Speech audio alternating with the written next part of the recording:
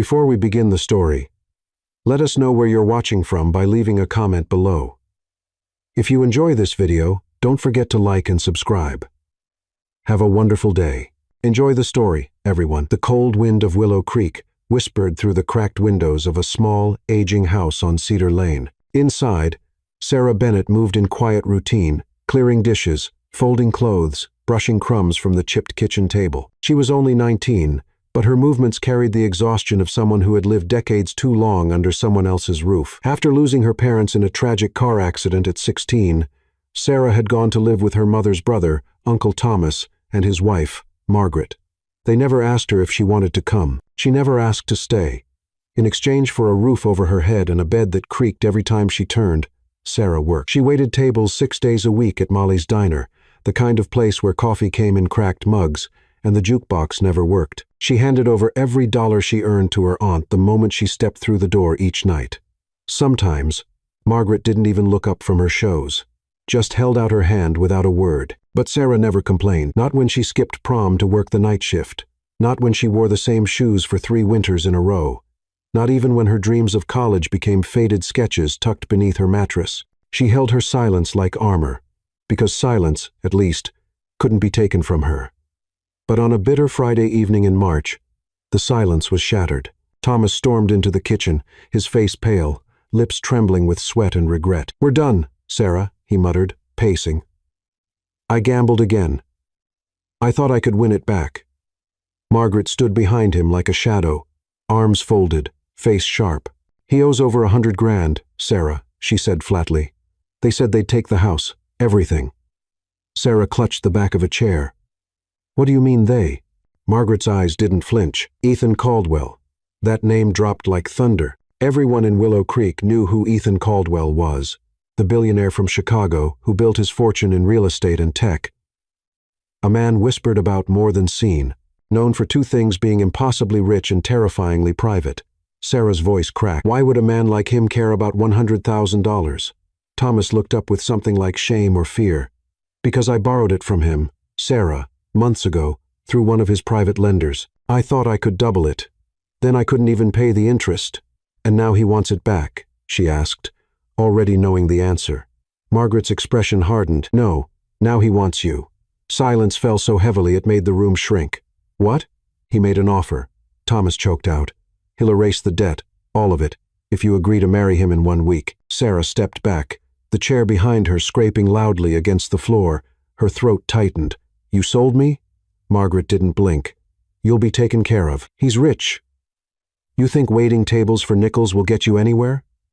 "I'm 19, she whispered. "He knows," Thomas said. "And he doesn't care." Sarah turned to the window. Outside, the wind was blowing flakes of snow across the porch. Her breath fogged the glass. She was 19. She hadn't kissed anyone in 2 years. She hadn't worn a dress since her parents' funeral. And now they wanted her to marry a man 30 years older, a stranger. She stayed awake all night, not crying, just unraveling. And in the morning, when the sky was still dark and her fingers trembled as she buttoned up her diner uniform for the last time, a black car pulled up outside. A man in a charcoal suit stepped out, handed her an envelope with a contract inside. Sarah opened it slowly. Inside, a marriage license already signed by Ethan Caldwell, a non-disclosure agreement, a list of conditions she had to agree to, and a note in careful handwriting. "You are not property. This is your choice. Say yes, and I will provide. Say no, and you'll never hear from me again. E.C." It wasn't what she expected. No threats, no demands. Still, her heart sank. The choice wasn't really hers, not with Thomas's debt, not with the roof over her head belonging to the man who ruined her parents' savings and blamed the world for it. She walked to Molly's one last time, quietly told her boss she was quitting. He didn't ask why. By noon, she was at a fitting room in downtown Chicago, standing on a small platform as seamstresses buzzed around her, measuring and murmuring. The woman in charge, Rachel, gently adjusted a pin in the back of the white dress. "You know," she said with a soft smile, "Mr. Caldwell picked this one himself. He said he didn't want you to feel caged. He said he wanted you to feel beautiful, but comfortable." Sarah looked at herself in the mirror. Long white lace sleeves, a modest neckline, soft fabric that moved like water. It wasn't what she expected. Rachel continued, adjusting the hem. He chose lilacs for the bouquet. Said they were your mother's favorite. Sarah turned sharply. How did he know that? Rachel shrugged. He asked a lot of questions about you, more than most grooms ever do.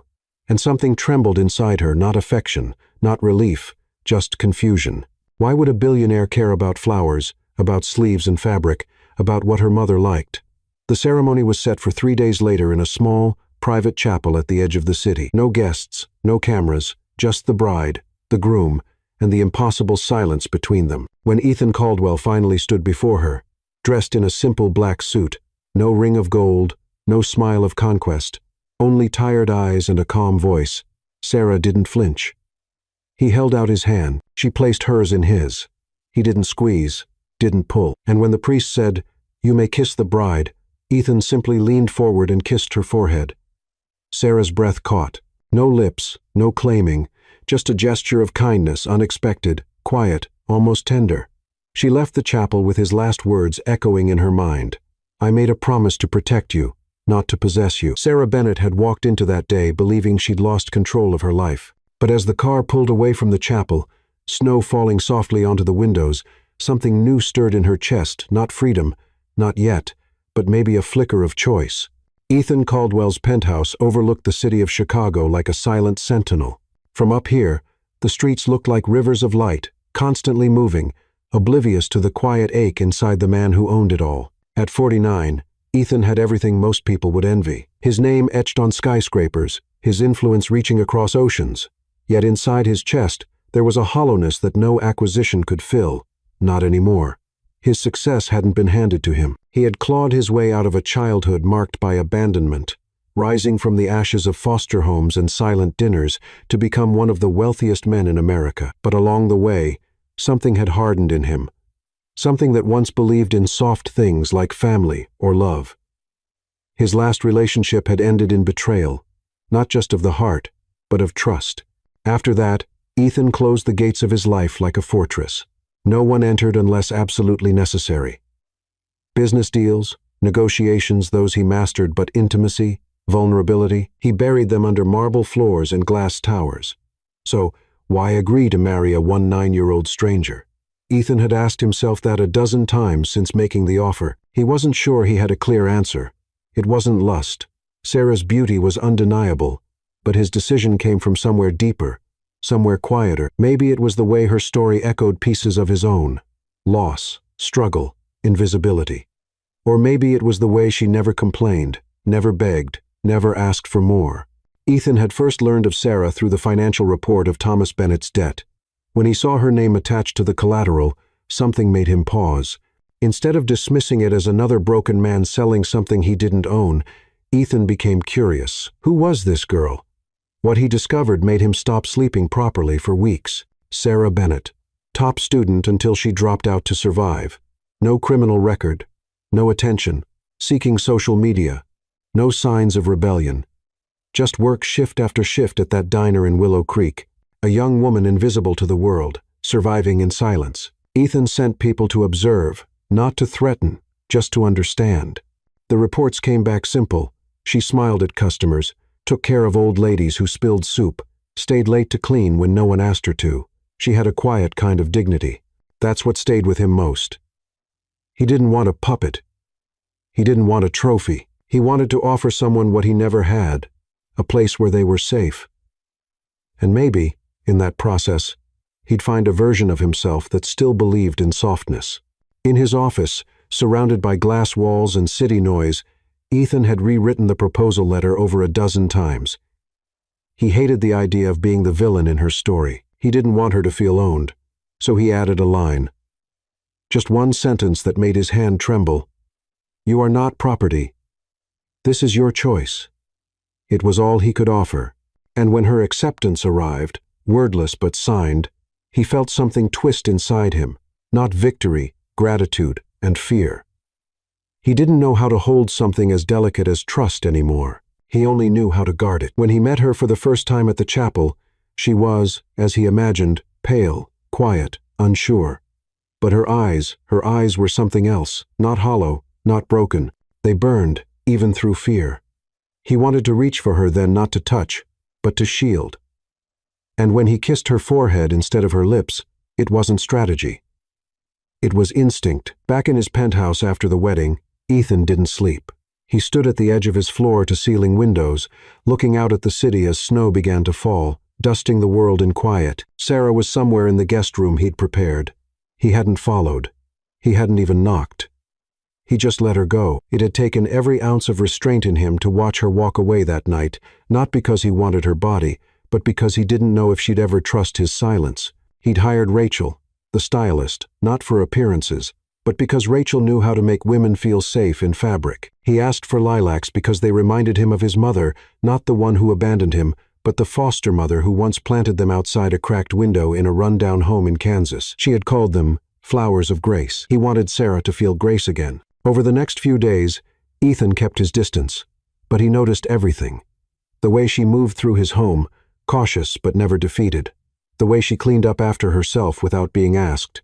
The way she read quietly by the fire, as if trying to disappear into pages. Sometimes, he wanted to say something about the way she bit her lower lip when thinking, or how she tilted her head slightly to the left when confused. But he didn't, not yet. Instead, he ordered her favorite tea, chamomile, and mint. He left books by her door, ones about strong women in history. He adjusted the thermostat so the floor was always warm in the morning when she walked barefoot. None of it was grand. But Ethan knew what it was like to feel invisible. He was determined not to let her feel that way, not in his home, not in his presence. He didn't know where it would lead. He only knew this. For the first time in years, he didn't feel like a man standing alone in a glass tower. He felt like someone building something fragile, something honest. And maybe, just maybe, he was beginning to hope again. The sound of fabric rustling, steam rising from irons, and the quiet hum of voices filled the bridal suite in downtown Chicago. Sarah stood barefoot on a low platform, surrounded by soft light filtering through cream-colored curtains. The dress clung delicately to her body, not tight, not imposing, but embracing her form with a strange kind of reverence. It was the second time in her life that someone had dressed her for something that mattered. The first had been her mother, years ago, helping her into a white dress for a school recital. Her mother had whispered, "You're not here to impress, you're here to be seen." Now, as Rachel, the head stylist, adjusted the satin sleeves with expert hands, Sarah wondered what her mother would say if she could see her now. "How does it feel?" Rachel asked softly, not meeting Sarah's eyes in the mirror, but instead smoothing the lace down her back.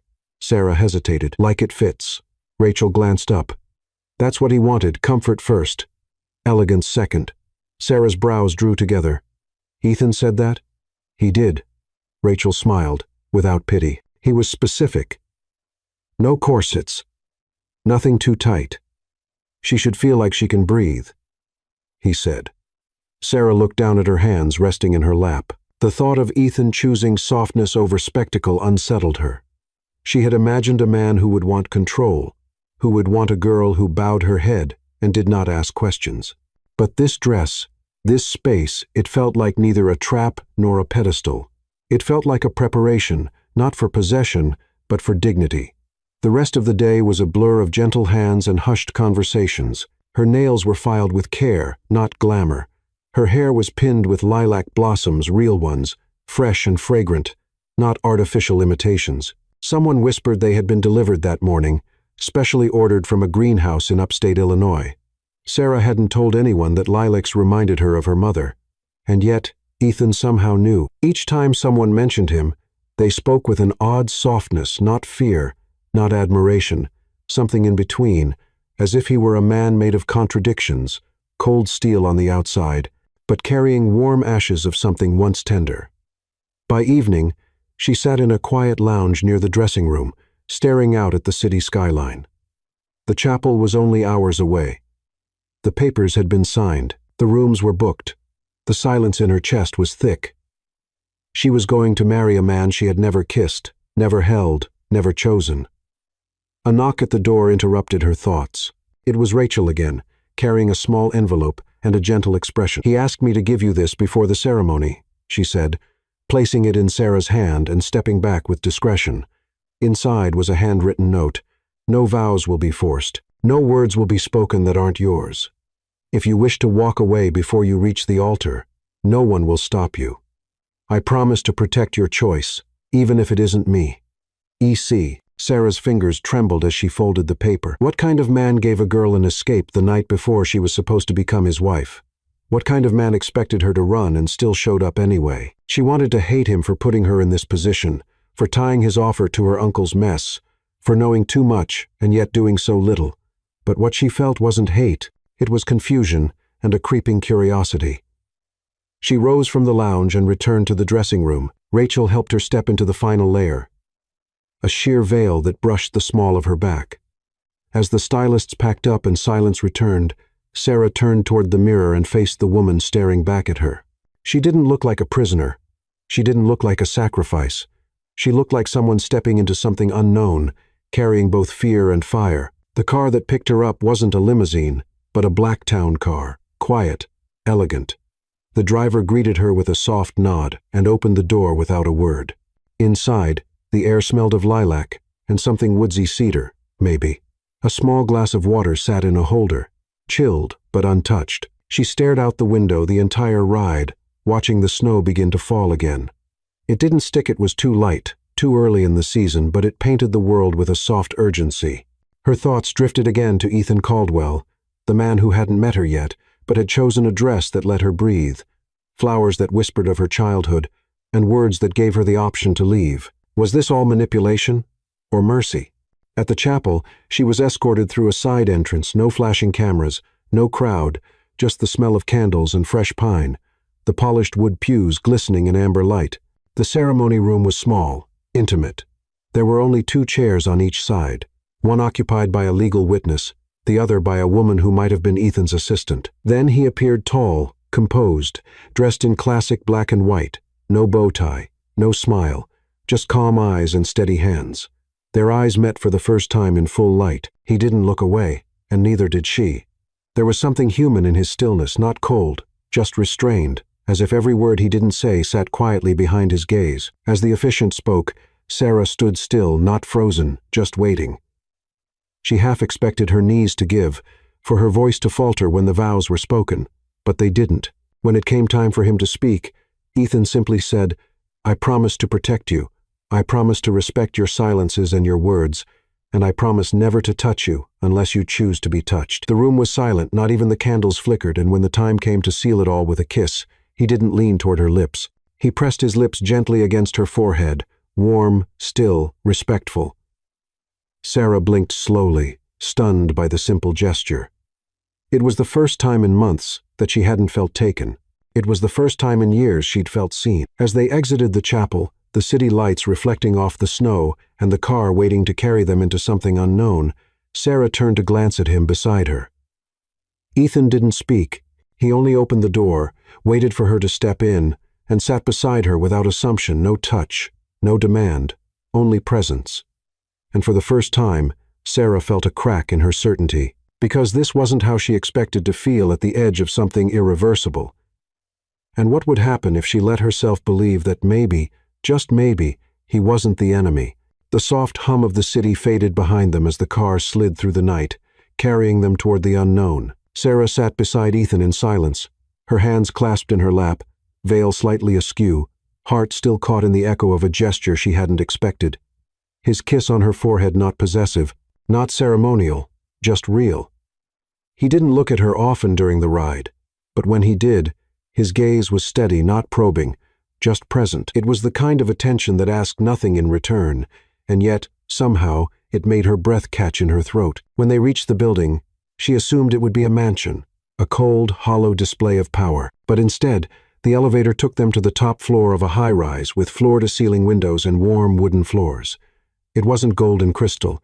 It was quiet, tasteful, human. "This is home," Ethan said, his voice deep but gentle. "It's where you'll be safe." Sarah stepped inside, her heels clicking softly on the polished floor. The room smelled faintly of cedar and lavender. A fire crackled in the living area, casting shadows that danced along the walls. A piano rested near the far end, untouched, yet somehow familiar, like it had stories it hadn't told in years. She didn't speak. She didn't know how. Ethan moved slowly, never stepping too close. "There's no ceremony here," he said. "No expectations." He handed her a small remote. "This controls everything: lights, blinds, music, temperature. Your comfort is yours." Then he nodded toward a hallway. "There are 2 bedrooms. Yours is on the left. If you ever want company, you know where I am." Sarah blinked. He was giving her space, boundaries. She didn't know whether to feel relieved or strangely unsettled, not because he crossed a line, but because he hadn't. She looked down at her dress, suddenly aware of how much it weighed, not just the fabric, but what it symbolized. A beginning she didn't choose, a bond she didn't fully understand. "Would you help me with this?" she asked quietly, turning her back to him and gesturing toward the row of tiny buttons that ran down the center of her back. Ethan didn't respond right away, but when he did, his fingers were careful, gentle. Each button undone felt like a release not just of cloth, but of pressure. Her shoulders relaxed as he moved. When he reached the last clasp, he didn't linger. He stepped back. "I'll let you rest," he said. Sarah turned, clutching the dress to her chest, and met his gaze. There was something in his eyes, not hunger, not entitlement, but restraint, as if he was waiting to see if she'd bolt or breathe. She gave a small nod. "Thank you," and with that, she disappeared into the guest room, closing the door softly behind her. Inside, the room was warm, simple. A vase of fresh lilac sat on the nightstand. Sarah walked toward it slowly, trailing her fingers along the petals. How did he know? No one knew. That was her mother's flower, her mother's scent, her childhood memory. She sat on the edge of the bed, the satin dress pooling at her feet. Tears stung at the corners of her eyes, but they weren't from fear or regret. They were from something more dangerous, something she hadn't let herself feel in a long time. Relief. For the first time, no one had asked anything of her body. No one had made a demand. No one had reached for her with expectation in their eyes. And in that quiet, Sarah cried not because she was trapped, but because someone, somewhere, had thought she deserved to be free. She didn't sleep much that night, not out of fear, but out of confusion. Who was this man she had married? And what did he want from her, if not what every other man had wanted before? The next morning, she awoke to the smell of coffee, not overpowering, but soft, brewed with care. She stepped out of the room cautiously, barefoot, her hair loose over her shoulders. In the kitchen, Ethan was flipping pancakes. He looked up when she entered, offering a small nod. "Good morning." Sarah blinked. "You cook?" He chuckled. A quiet sound. "Sometimes. I figured you might not want to eat breakfast in a hotel lobby." She sat at the bar slowly, watching him work. His sleeves were rolled up, forearms dusted with flour. He moved with the precision of a man who'd made peace with silence, no talking just to fill the air. "I used to cook with my mom," he said after a pause, "before I went into the system." Sarah tilted her head. "Foster care?" He nodded. "Until I aged out." She didn't ask more, but the weight of those words lingered in the room like steam. He slid a plate toward her. Pancakes, golden and steaming, a touch of cinnamon. A mug of chamomile tea on the side. She smiled before she realized it. "You remembered." His eyes softened just slightly. "Lilacs, chamomile. You think I wasn't paying attention, but I was." Sarah took a bite, and something in her chest loosened. She hadn't eaten pancakes made for her since her parents died. The morning passed in quiet conversation, nothing deep. Books, music, the view, but it was real, not forced. And when Ethan offered to show her the library, yes, he had one, she followed. The room was cozy, not grand. Floor-to-ceiling shelves, a reading nook by the window, one entire wall filled with biographies of unsung heroes. He picked up a book on women who'd changed history. "I thought you might like this," he said. "It reminded me of you." Sarah took it in her hands, tracing the cover. He had married her with no demands. He had helped her out of the dress with nothing but gentleness. He had served her pancakes in silence. And now he gave her a book about strong women. Who was this man? And why did she feel, deep in her gut, that something was shifting not between them, but inside her? Because for the first time in a long time, Sarah Bennett didn't feel like someone surviving. She felt like someone beginning. And yet, she didn't know what she was beginning toward. That evening, the city shimmered beneath a velvet sky, lights blinking like distant promises no one could reach. Sarah stood by the massive window in the guest room, wrapped in a soft robe Ethan had left folded at the foot of the bed. Her fingers toyed with the fabric absent-mindedly, her thoughts circling around a single truth. This wasn't what she had prepared herself for. She had braced for coldness, for distance, for control wrapped in kindness. But Ethan had offered none of that. No veiled threats, no seduction, no manipulation, just space. And, strangely, that unsettled her more than any demand could have. A soft knock on the door interrupted her thoughts. "Yes," she called, her voice smaller than she meant it to be. Ethan stepped in slowly, keeping his hands at his sides, his eyes respectfully lowered for a moment before meeting hers. "I just wanted to make sure you were comfortable," he said. "There's dinner in the oven if you're hungry later, and tea in the kitchen." Sarah nodded. "Thank you." He didn't move, didn't shift his weight, just stood there, quiet. Then, softly, "If you need anything." She hesitated, then exhaled. "Could you help me with my necklace? I couldn't get the clasp open earlier." He stepped forward slowly, his presence calm, his movements deliberate. She turned around, lifting her hair. He touched the clasp, and for the briefest moment, his fingers brushed the back of her neck, not inappropriately, not even intentionally, but it was warm, real. The necklace slipped off, and she felt the whisper of metal slide down her skin. "There," he said, stepping back quickly. "All done." She turned to face him again, her voice softer now. "I expected something different." Ethan tilted his head. "Like what?" "I don't know. I guess I thought." She struggled to finish the sentence. "That you'd want something from me." He didn't flinch, didn't look offended. Instead, he said, "I want you to feel safe. That's all." A pause. Then he added, "This marriage was never about owning you. I've seen what that kind of power does to people. I've been on the wrong side of it." Sarah looked down at her hands, clasped tightly in front of her. "But why marry me?" she asked, not with accusation, but with honest confusion. "Why me of all people?" He let out a breath. "Because you're not asking for anything. Because you carry so much and still move like you're trying not to disturb the world. I thought maybe you deserved someone to stop and see you." She didn't know what to say. He offered a small, almost imperceptible smile. "I'll go now. Good night, Sarah." But just before he turned, she reached out, almost without thinking, and touched his sleeve. "Wait." He froze. She searched his face. "Could you stay? Just until I fall asleep?" Ethan's eyes softened. "Only if that's what you want." She nodded. "You can sit in the chair." And that's exactly what he did. He walked to the armchair by the window and settled in, silent and still not watching her. Not hovering, just there. Sarah slipped under the covers, the sheets warm from the heater humming softly in the walls. She turned slightly to face him. "Did you ever want a family?" she asked into the quiet. Ethan took a moment before answering. "Once, a long time ago, but I stopped believing I'd find it." "Why?" He smiled sadly. "Because every time I got close to love, it came with conditions, expectations I could never meet." Sarah blinked slowly, her body relaxing into the mattress. "I know what that feels like." Silence stretched between them again, but this time it wasn't hollow. It was shared, felt. She closed her eyes, letting the warmth of the moment settle into her chest. Minutes passed. She didn't speak again. But when her breathing slowed, deepened, Ethan stood. He walked to the edge of the bed and gently tucked a loose strand of hair behind her ear. "You're safe now," he whispered, barely audible. Then, without another word, he left the room, closing the door with such quiet care it didn't even click shut.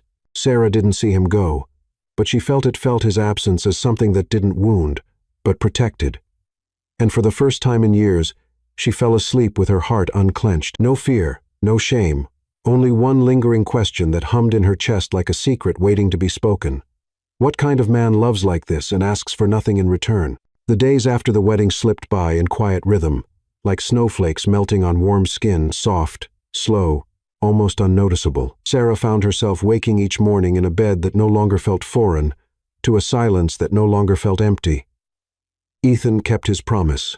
He never crossed a line, never stepped into her space unless invited. Instead, he lingered in the background like a steady flame, always near, never overwhelming. It started with breakfasts. Some mornings, he made pancakes.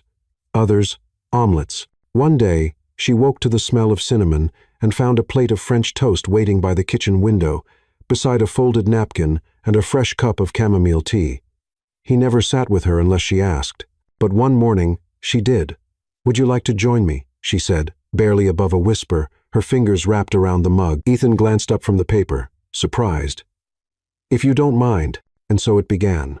Conversations at the table about books, music, his favorite street in Paris, her dream of studying psychology, the moment her father taught her to ride a bike, the way Ethan once sold lemonade at age 7 to buy a rusted guitar no one ever taught him to play.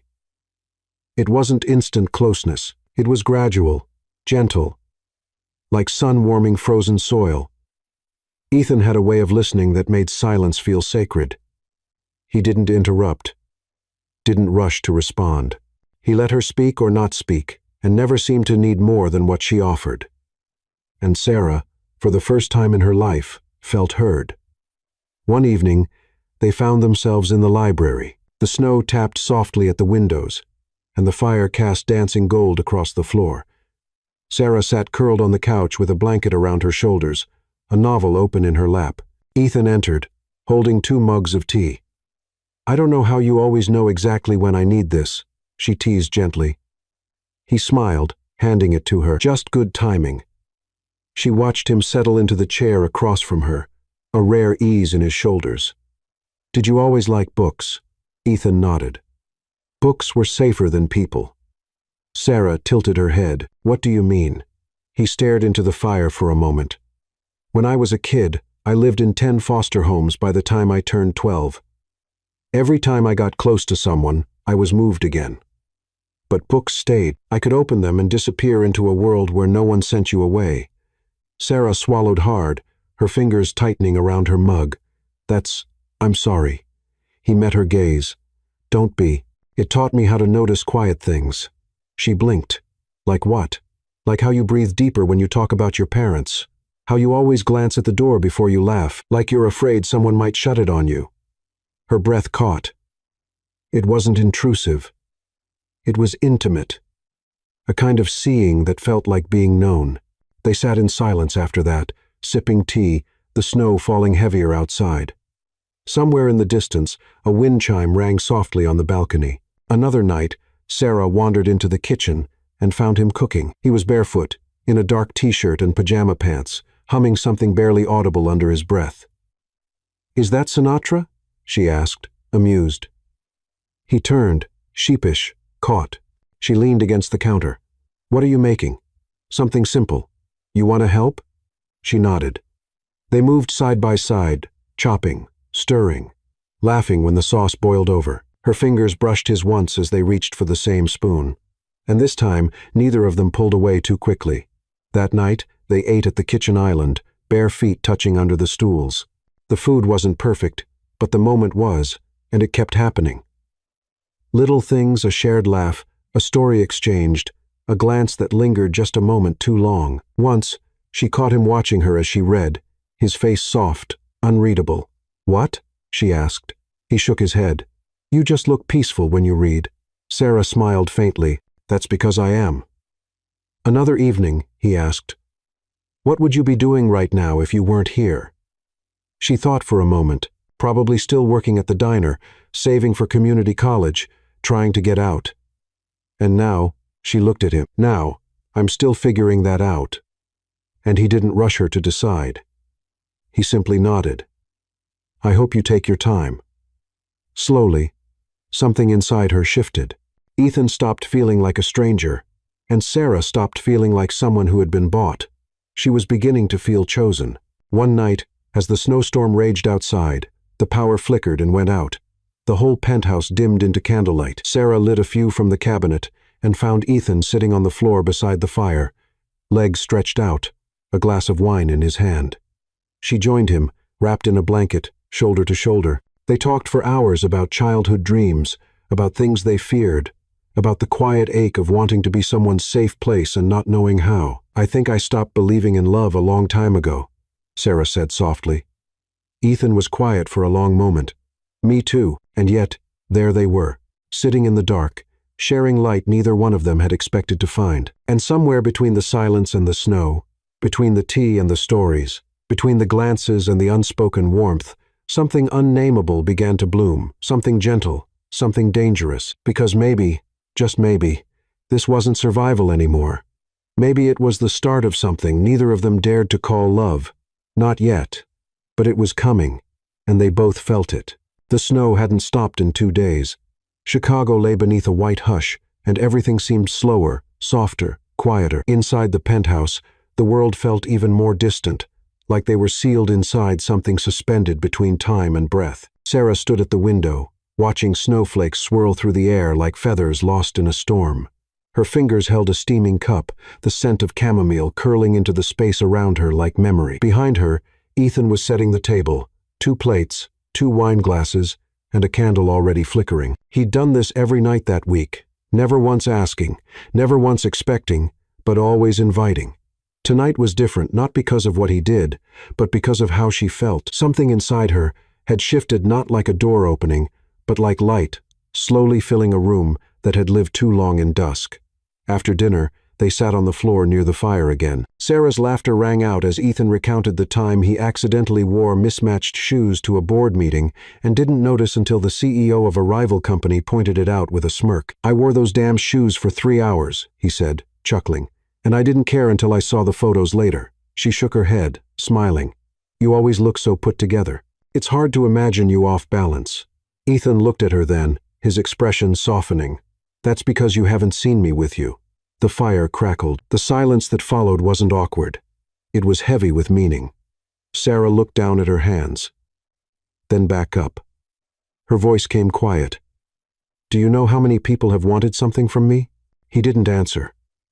"They've wanted silence or service or obedience or my body." Her voice didn't tremble. "But you've never asked for any of that."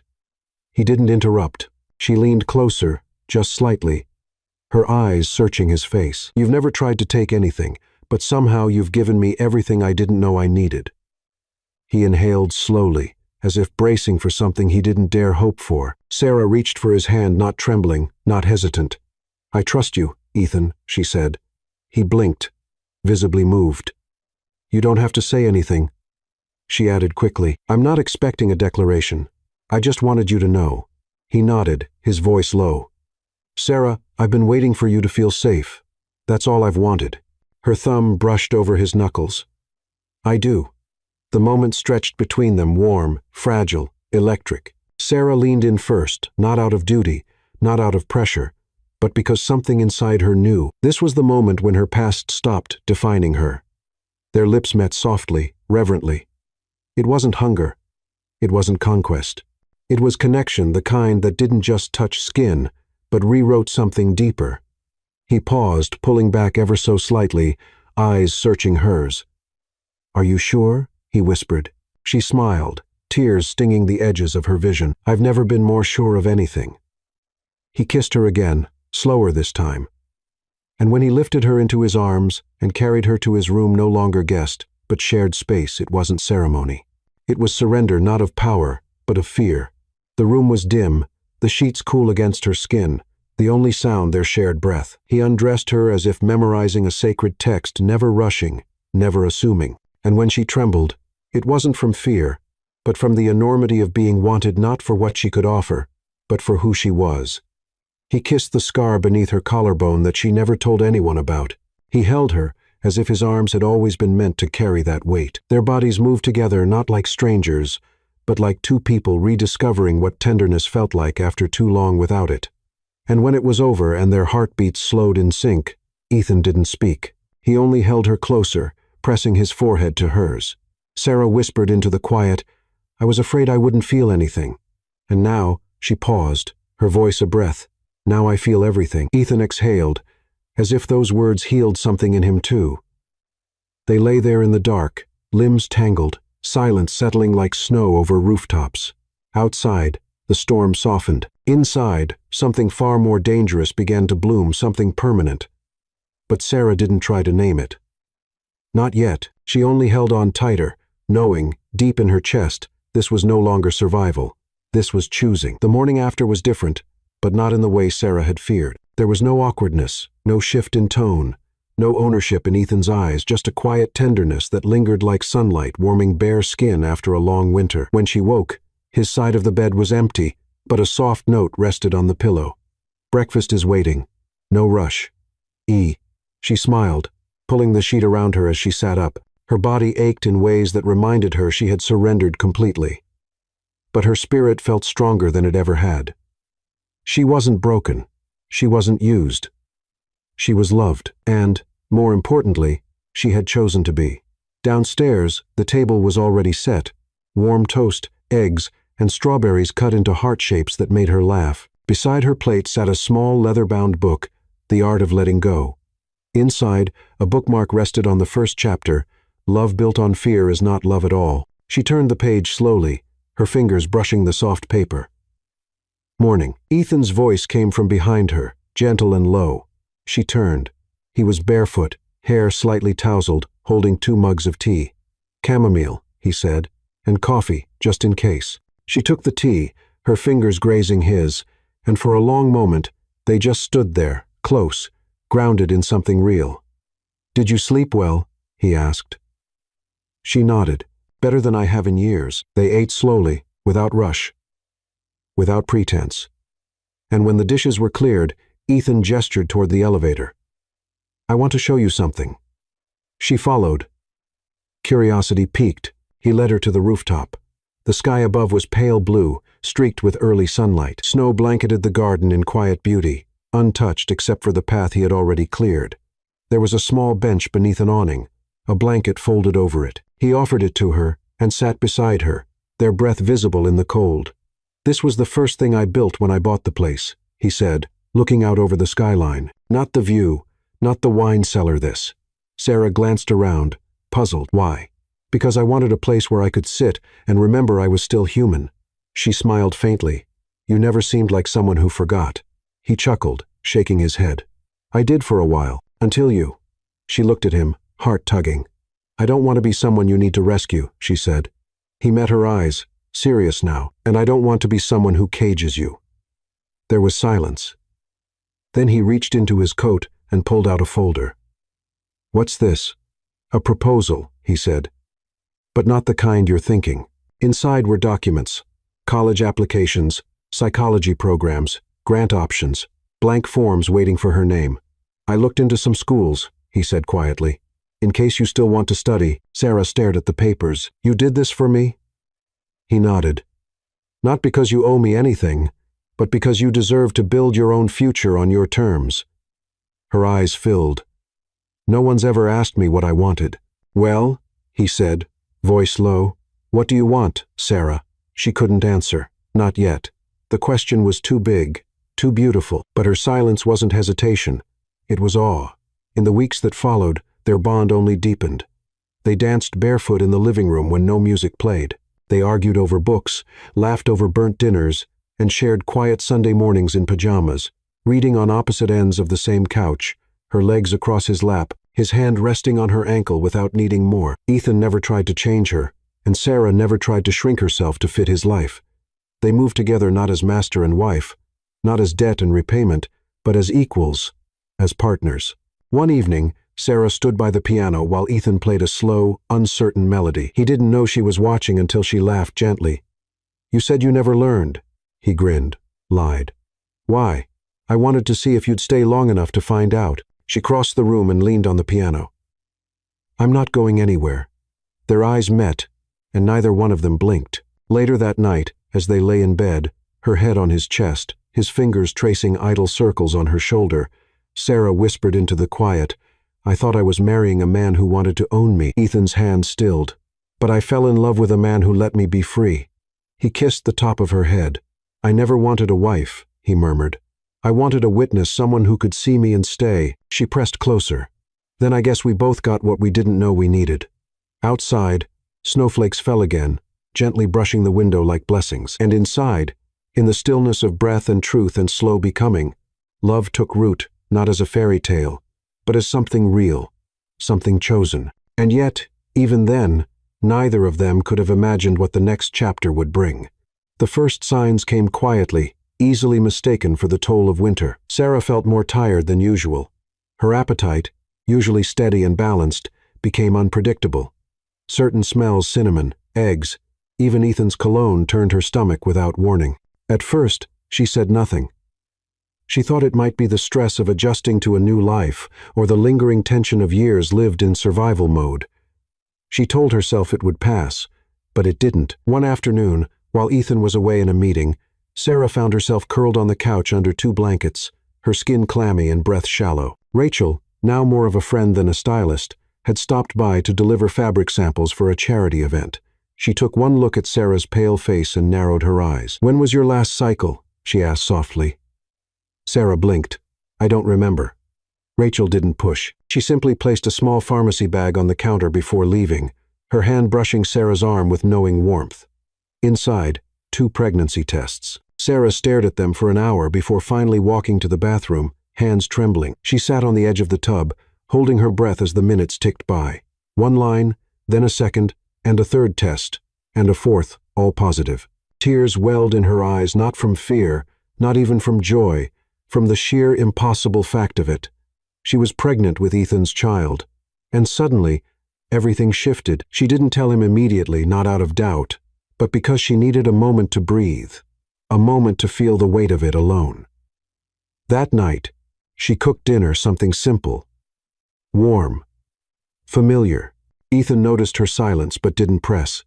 He only watched her, gentle as always. After the plates were cleared and the lights dimmed, she took his hand and led him to the rooftop garden, now blanketed in snow. The sky above was crisp, filled with stars. "I need to tell you something," she said, her voice low. Ethan turned to face her fully. "What is it?" She placed his hand over her stomach. At first, he looked confused. Then his breath hitched, his eyes widened, flicking from her face to his hand to her eyes again. He whispered. Sarah nodded, barely holding back tears. "Yes." For a moment, he just stood there, frozen, as if the world had narrowed to that single truth. Then something broke in him. He exhaled shakily, pulled her into his arms, and held her with a force that was equal parts disbelief and wonder. "I never thought," his voice cracked. "I never thought I'd be someone's father." "You already are," she whispered against his chest. "Starting now." He stepped back, looking at her with eyes glistening. "Sarah, are you happy?" She laughed softly through her tears. "I don't even know what to feel, but I'm not afraid." Ethan cupped her face. "Whatever this child needs, whatever you need, I'll give it. I'll protect you both. I'll love you both." They stood in silence, letting the snow fall around them. Later that night, Ethan brought out an old notebook, its leather worn, pages filled with scribbles. He handed it to her. "What's this?" "My list," he said. "Everything I promised myself I'd do if I ever had a child." Sarah flipped through the pages. "Read bedtime stories. Never miss a birthday. Teach them to cook. Tell them the truth, even when it's hard. Show them what love looks like by how I treat their mother." She couldn't hold back the tears. "I don't know how to be a mother," she confessed. Ethan took her hand. "Neither do I, but we'll learn together." In the days that followed, something opened between them. They visited bookstores, flipping through baby name guides, arguing playfully about nursery colors. Ethan insisted on soft greens and creams. Sarah wanted pale lilac, of course. He touched her more now, not out of desire, but devotion. A hand on her back when she stood too quickly. Fingers brushing her hair back as she fell asleep. Kisses on her stomach, spoken dreams whispered into her skin. Sometimes, she caught him talking to the baby when he thought she was asleep. "Hi there," he'd say, fingers splayed protectively. "I'm your dad. I've never done this before, but I promise I'm going to give you everything I never had." They began to dream aloud of school runs, birthday cakes, laughing in the kitchen, late-night talks when the baby was old enough to ask big questions. And one night, as they sat on the couch, her head in his lap, Sarah whispered, "Do you think we were meant to be a family?" Ethan didn't answer right away. Then he said, "I think we were meant to be healing, and from that, we became family." Sarah smiled through the tears, not of sadness, but of awe, because she wasn't just becoming a mother, she was becoming herself. And what none of them knew yet, what no test could show, and no plan could predict, was that this child would not only transform their lives, but reveal secrets from the past that neither Sarah nor Ethan were ready to face. The air had begun to shift. Winter was slowly giving way to the promise of spring, though the snow still clung to the corners of the city like memories that refused to melt. Sarah was in the study one afternoon, organizing old boxes Ethan had offered to donate to a local shelter. It was a quiet day. Ethan was away at a business meeting, and she found peace in the stillness.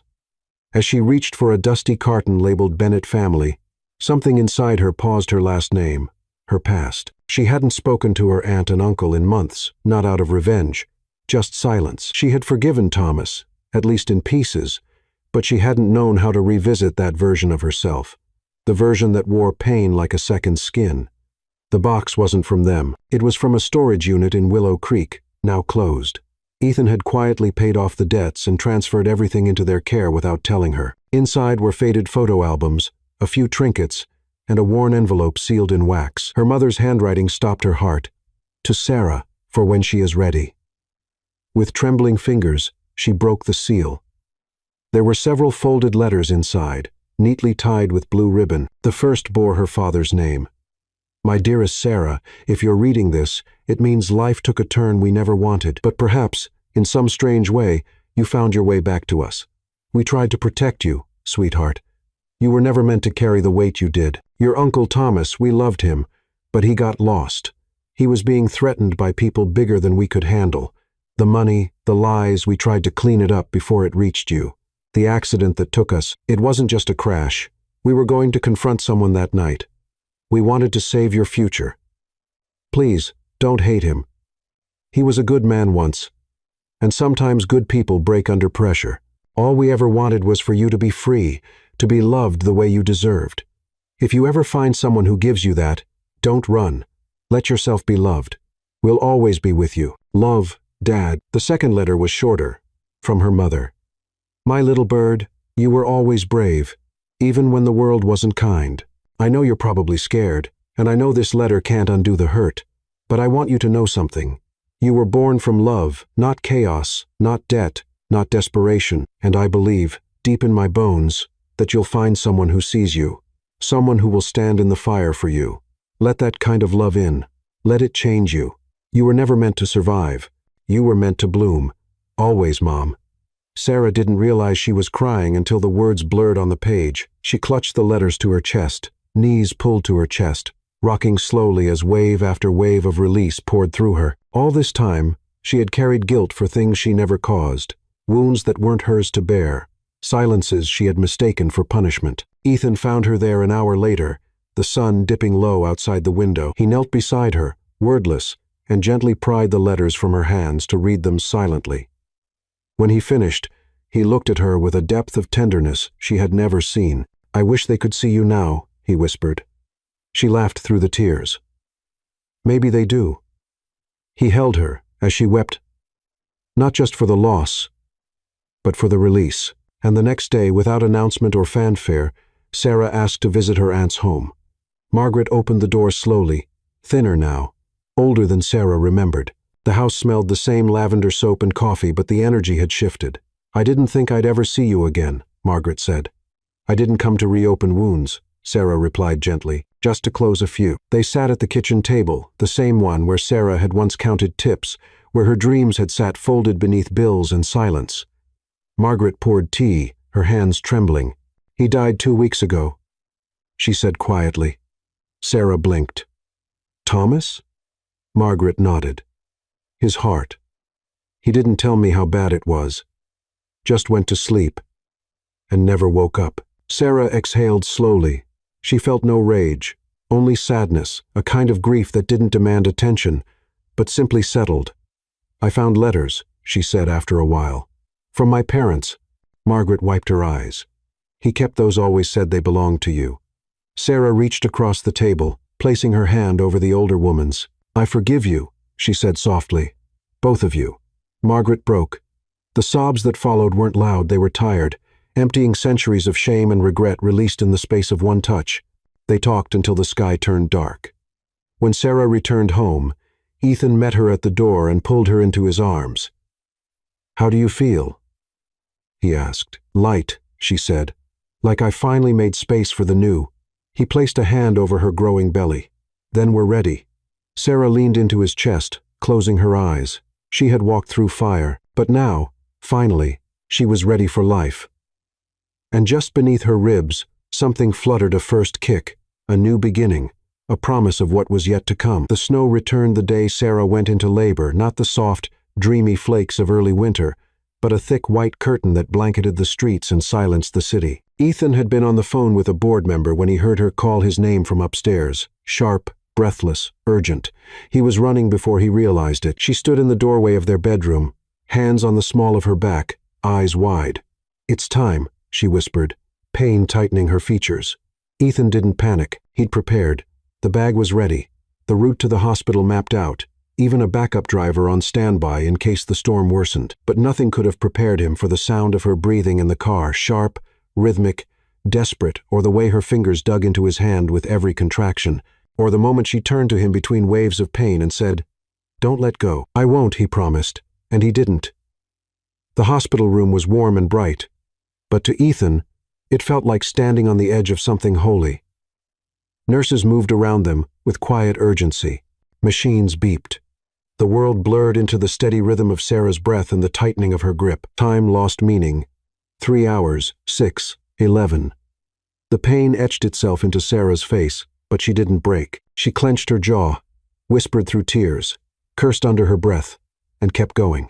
At one point, she looked at Ethan and said, "I can't do this." He leaned close, his forehead touching hers. "You are doing it, and I've never seen anything braver." And then, when the room shifted into a blur of movement and voices, when the nurses told her it was time to push, Sarah closed her eyes and surrendered. Ethan never looked away, not when she screamed, not when the blood came, not when her body arched with a pain deeper than language. He held her hand the entire time, whispering, "You're almost there," again and again, until it became a chant, a vow, a lifeline. And then, a cry, small, sharp, brand new. Sarah collapsed back into the bed, tears streaming down her face, her chest heaving, and Ethan stood frozen. The doctor placed a tiny, wriggling boy onto Sarah's chest, and for a moment, time didn't just stop, it dissolved. Their son, pink cheeks, a dusting of dark hair, eyes tightly shut. Sarah stared in wonder, barely able to speak. Ethan knelt beside the bed, tears falling freely now, hands shaking. She looked at him. "Ethan, meet Oliver." He reached out slowly, his fingers grazing the baby's back. Oliver stirred. Tiny hands curled into fists, a soft whimper escaping his lips, and Ethan broke completely. He lowered his head to his son's, pressing his lips against the tiny crown, his shoulders trembling with silent sobs. "I never thought I'd be here," he whispered. "I never thought I'd be enough." Sarah reached for his hand. "You are." He looked at her, eyes raw.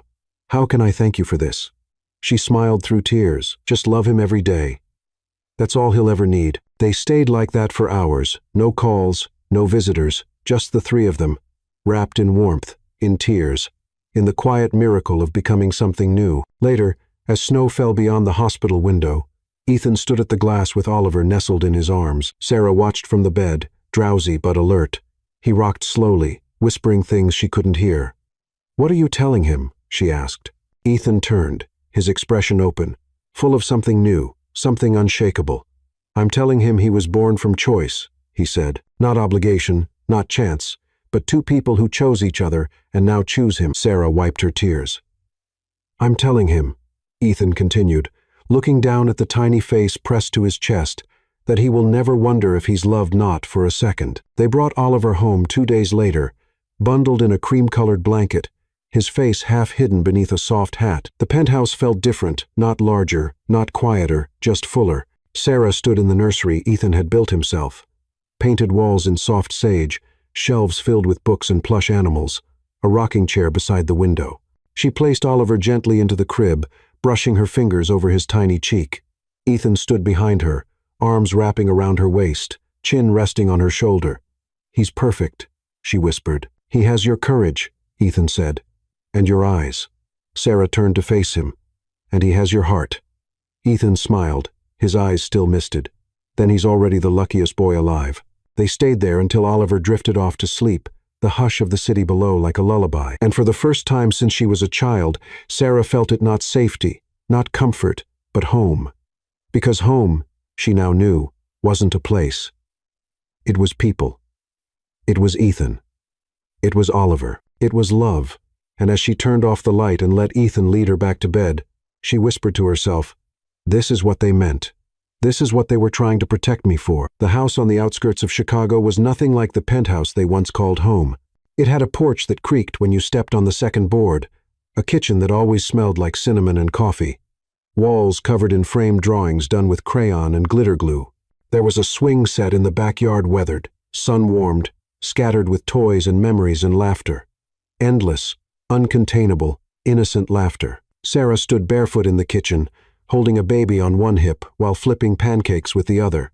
Her robe was half-tied, her hair in a bun that had surrendered hours ago. But there was peace in her eyes.